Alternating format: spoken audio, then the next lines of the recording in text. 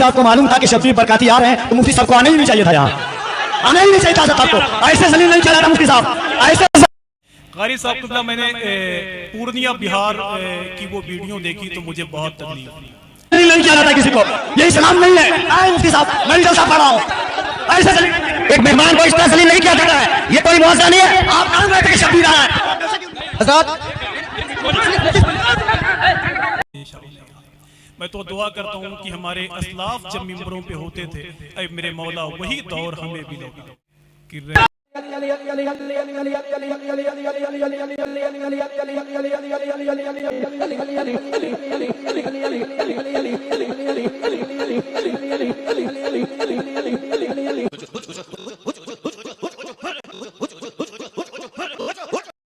السلام علیکم ورحمۃ اللہ وبرکاتہ۔ ناظرین یہ ویڈیو پوری ضرور دیکھیں جس میں آفاق رضا مشاہدی نے جو بہار کے پورنیہ کے جلسے میں ہوا اس تعلق سے آفاق رضا کیا کہہ رہے ہیں، آئیے ریئیکشن کے طور پر یہ ویڈیو پوری میرے ساتھ دیکھیں، پوری ویڈیو ضرور دیکھیں۔ رحمت کی لپیٹے ہوئے دستار کھڑے، مولا کی گلی میں جو وفادار کھڑے، سدرا سے بھی آگے بڑھے سرکار مدینہ، جبریل امی دیکھنے رفتار کھڑے، سدرا سے بھی آگے بڑھے سرکار مدینہ، جبریل امی دیکھنے رفتار کھڑے۔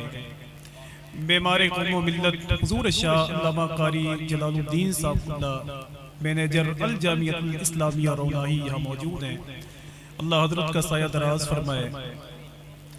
جامع علم و فن، جامع معقول و منقول، استاذ العلماء حضور شاہ علامہ مفتی غلام مرتضیٰ صاحب اللہ جو رئیس الاساتذہ ہیں جامعہ اسلامیہ روناہی کے، ان کی موجودگی کا برابر احساس ہے، اللہ ان کا سایہ دراز فرمائے، ان سے محبت کی توفیق عطا فرمائے۔ یہ ہماری جماعت کے وہ علماء ہیں کہ جن کی زبان چوسنے والے اللہ کا شکر ہے کہ بڑی بڑی درسگاہوں کے مالک ہیں، جن کے قرب خاص میں رہنے والے پوری دنیا میں نور علم تقسیم کرتے ہیں، وہ لوگ یہاں بیٹھے ہوئے ہیں، ان کی موجودگی میں اگر کرم فرمائے تو میں اس کا آخری شعر پڑھوں کہ رحمت کی لپیٹے ہوئے دستار کھڑے۔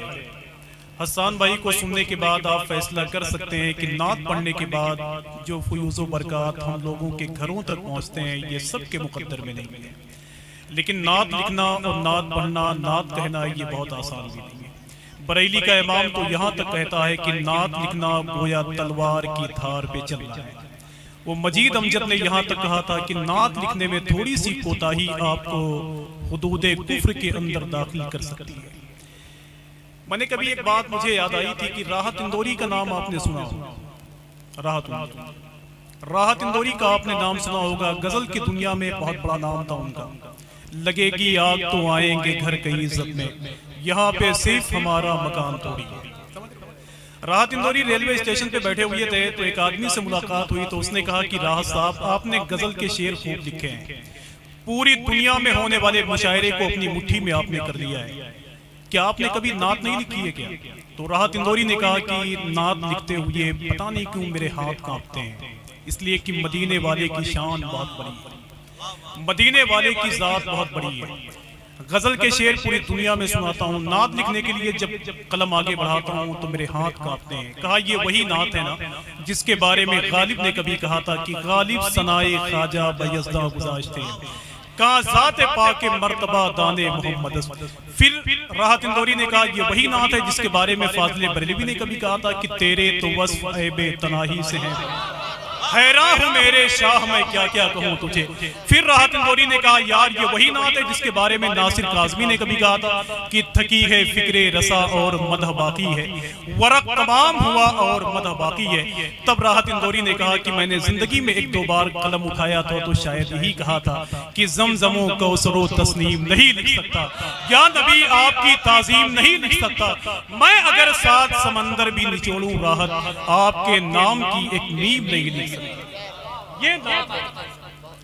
یہ نعت ہے نعت۔ اللہ کا شکر ہے کہ نعت پڑھنے والا بڑا اعجاز رکھتا ہے، نعت لکھنے والا بڑا اعجاز رکھتا ہے۔ اعلیٰ حضرت سرکار کی بارگاہ میں ایک صاحب آئے ایک مصرع لے کر، قاری صاحب تو اعلیٰ حضرت سے انہوں نے کہا حضور سن لیجئے، بریلی کے امام نے ارشاد فرمایا کہ سنو، تو انہوں نے کہا کہ شان یوسف جو گھٹی ہے تو اسی در سے گھٹی، بریلی کا امام ارشاد فرماتا ہے اسی در سے کیا مراد ہے؟ انہوں نے کہا کہ جب میرے حضور دنیا میں تشریف لائے تو ان کے سامنے سب کی شان کم ہو گئی۔ بریلی کا امام فرماتا ہے کہ میرے بھائی، میرے حضور کسی کی شان کو گھٹانے کے لیے نہیں، سب کی شان کو بڑھانے کے لیے آئے، سب کی شان کو بڑھانے کے لیے آئے۔ تو اس نے کہا حضور اسے درست فرما دے۔ تو بریلی کے امام نے کہا کہ تو نے کیا کہا؟ تو اس نے کہا کہ شان یوسف جو گھٹی ہے تو اسی در سے گھٹی۔ بریلی کا امام کہتا ہے کہہ دے میرے بھائی کہ شان یوسف جو بڑھی ہے تو اسی در سے گھٹی، شان یوسف جو بڑھی ہے تو اسی در سے بڑھی، شان یوسف جو بڑھی ہے تو اسی در سے بڑھی۔ حضور مفتی غلام مرتضیٰ صاحب قبلہ بیٹھے ہوئے ہیں، حضور شاہ علامہ قاری جلال الدین صاحب قبلہ بیٹھے ہوئے ہیں۔ اللہ کا شکر ہے کہ جامعہ اسلامیہ کے سالانہ جلسے دستار فضیلت میں مجھے بھی کئی سال جھاڑو لگانے کا موقع ملتا ہے، اور ان بڑوں کے درمیان جب میں بیٹھتا ہوں تو پتہ نہیں کیوں نظامت کر لیتا ہوں، اور جہاں آپ جیسے نیک لوگ بیٹھے ہوتے ہیں وہاں میرے لیے بہت دشواری ہوتی ہے۔ اب دعا کریں کہ اللہ ہماری جماعت کے علماء کو سلامت رکھے، اللہ ان کے فیض و برکات کو حاصل کرنے کی توفیق عطا فرمائے۔ پتہ نہیں کیوں میرے دل و دماغ میں جماعت اہل سنت کے علماء کی بڑی قدر ہے، اللہ کا شکر۔ میں نے اپنے اساتذہ کا بڑا احترام کیا ہے۔ آج سے تقریباً کئی سال پہلے جامعہ مینائیہ میں میں نے ایک شعر پڑھا تھا، تو میرے استاد گرامی ہیں حضور مفتی امان الرف صاحب، تو حضرت نے ارشاد فرمایا کہ یہ نعت کا شعر مناسب نہیں ہے کہ یہاں پڑھا جائے، اس میں حضور کی تعریف و توصیف کے پہلو کم نکلتے ہیں۔ اللہ کا شکر ہے جبکہ اس میں گنجائش تھی تعویل کی، مگر اس کے باوجود بھی میں نے حضور مفتی صاحب قبلہ کی بات مانی اور میں نے ہندوستان کی محفلوں میں پڑھنا بند کر دیا۔ قاری صاحب قبلہ میں نے پورنیہ بہار کی وہ ویڈیو دیکھی تو مجھے بہت تکلیف ہوئی۔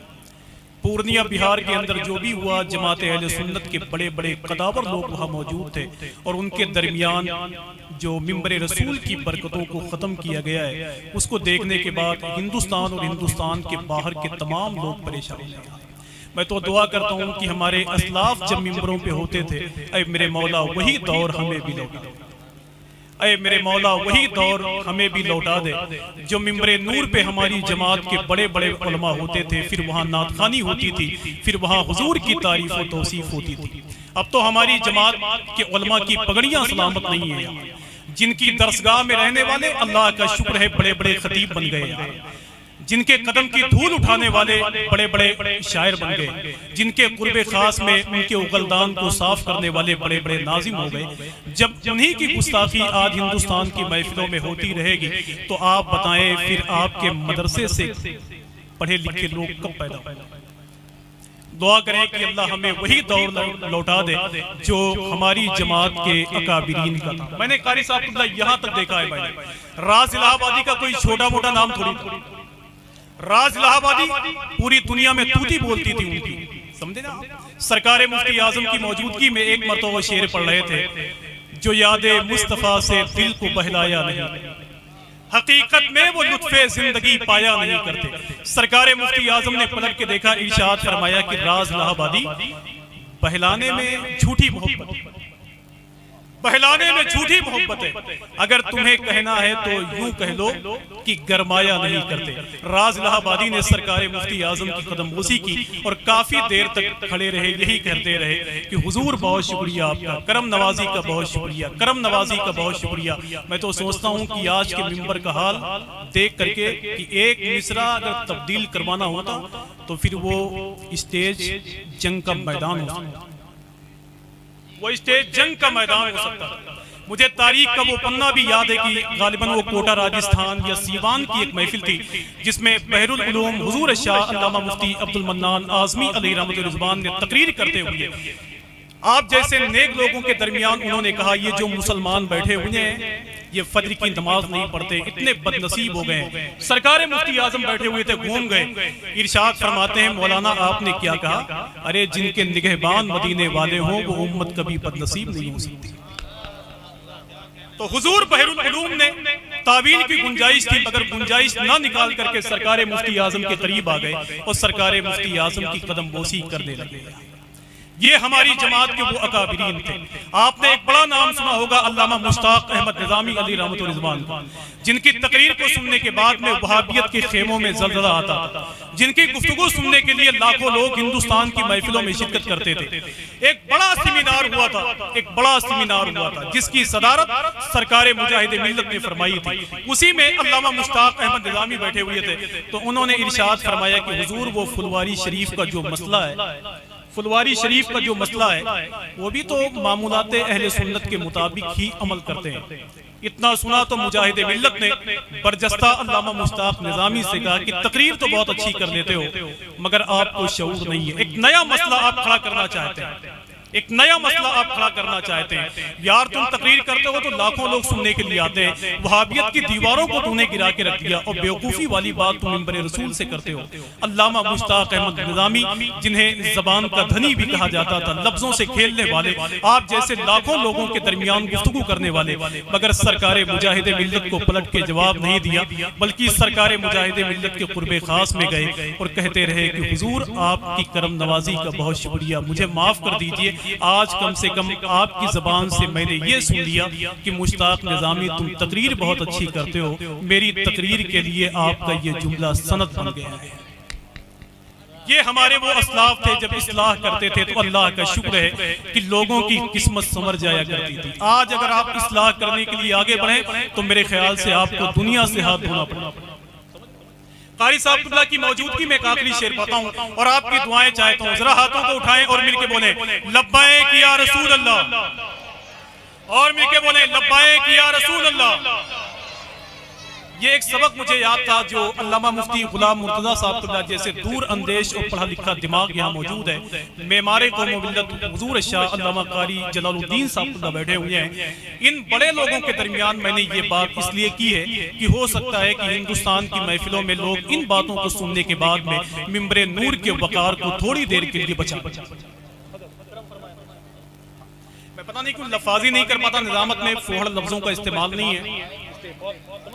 دیکھیں کہ رحمت کی لپیٹے ہوئے دستار کھڑے. اگر ایک آدمی خاموش ہو گیا تو مجھے ذاتی طور پہ تکلیف ہوگی. آج اسی محفل میں بیٹھ کے آپ کو کہنا ہے کہ کانٹوں کی رکاوٹ سے کلی بھی نہیں رکتی، سیاح سے پھولوں کی خوشی بھی نہیں رکتی. کیا روکو گے تم ذکر حسین ابن علی کو؟ ابے تم سے تو ایک عسکر کی ہنسی بھی نہیں. تو تھوڑی سی اپنی آواز کو بلند کریں آپ، ذرا ہاتھوں کو اٹھا کر بولیں لبیک یا رسول اللہ، لبیک یا رسول اللہ. قاری صاحب سرکار عمر فاروق اعظم کے حوالے سے آخری شعر یاد ہے اور بغیر ترتیب کے بولنا نہیں چاہتا. کبھی جوہر کانپوری نے ایک شعر کہا تھا کہ مدینے پر فرشتے بارش رحمت نہیں کرتے. میرے سرکار مکے سے اگر ہجرت نہیں کرتے، عمر سے کام لینا تھا خدا کو دین احمد کا. عمر کیسے نبی کے ہاتھ پر بیعت. تو میں جلدی ایک شعر بولتا ہوں کہ رحمت کی لپیٹے ہوئے دستار کھڑے. اگر یہ سب بولیں تو ذمہ داری آپ کی ہے، آپ بولیں. اور اللہ کا شکر ہے کہ مجھے سننے والے بڑے قابل بنیں گے. کہ رحمت کی لپیٹے ہوئے دستار کھڑے، مولا کی گلی میں جو وفادار کھڑے، سدرہ سے بھی آگے بڑھے سرکار مدینہ، جبریل امی دیکھنے رفتار کھڑے ہیں. اور جو آج بھی کفار میں ہیبت ہے عمر کی، جیسے کہ لیے ہاتھ میں تلوار کھڑے ہیں. کہ جو آج بھی کفار میں ہیبت ہے عمر کی، جیسے کہ لیے ہاتھ میں تلوار کھڑے ہیں، جیسے کہ لیے ہاتھ میں تلوار کھڑے ہیں. اور علامہ مفتی غلام مرتضیٰ صاحب اللہ بیٹھے ہوئے ہیں اور میرے استاد گرامی ہیں حضور مفتی مسیح الدین صاحب اللہ حشمتی.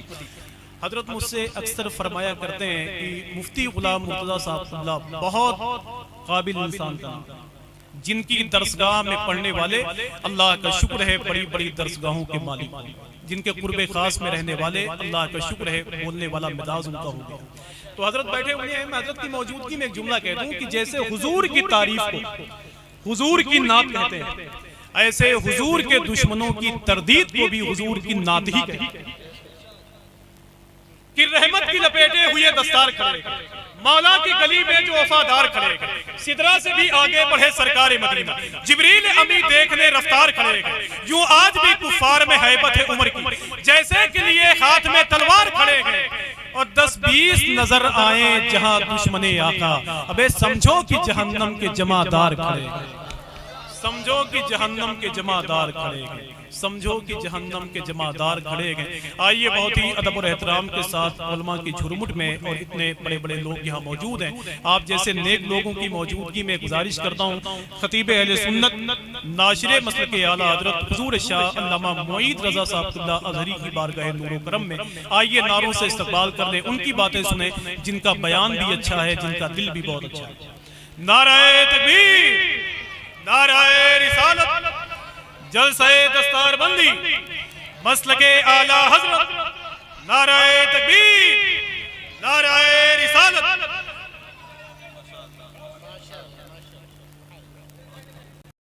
دوستو اس ویڈیو کے تعلق سے آپ کا کیا خیال ہے؟ آفاق رضا مشاہدی نے جو کہا صحیح کہا یا غلط کہا، آپ کمنٹ میں ضرور بتائیں، اور اسی طریقے کی ویڈیو دیکھنے کے لیے ہمارے چینل کو سبسکرائب کریں۔ السلام علیکم ورحمۃ اللہ وبرکاتہ۔ پھر ملیں گے ایک نئی نعت